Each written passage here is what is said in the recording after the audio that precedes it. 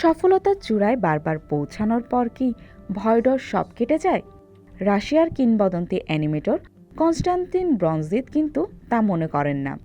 দুইবার অস্কার মনোনয়ন পাওয়ার পরেও পুরস্কারের মৌসুম এলেই আজও তার বুক দুরুদুরু করে।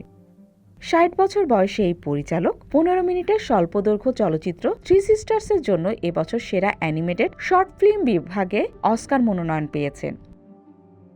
আমেরিকা, কানাডা আর ফ্রান্সের বাঘা বাঘা সব প্রোডাকশনের সাথে সমানে সমান পাল্লা দিবে তার অ্যানিমেশনটি।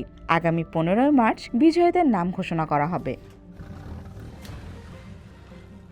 সেন্ট পিটার্সবার্গের স্টুডিওতে বসে ব্রনজিত অকপটে স্বীকার করেন, অস্কারের এই অলিম্পাস শিখরে পৌঁছানোর সুযোগ আসলে শূন্যের কাছাকাছি, আর প্রতিবার মনোনয়ন পাওয়াটা একটা মিরাকল।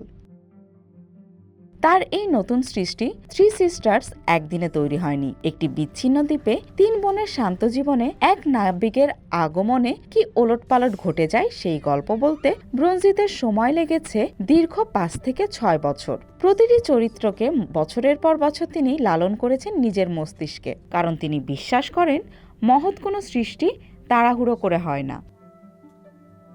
রাশিয়ার অ্যানিমেশন জগৎ আজ এক কঠিন সংকটের মধ্য দিয়ে যাচ্ছে, তবুও ব্রনজিত আশাবাদী। তিনি জানেন এই পেশা শ্রমসাধ্য, সময় সাপেক্ষ, তবুও অসংখ্য রাশিয়ান তরুণ এই পেশায় যুক্ত হতে চায়।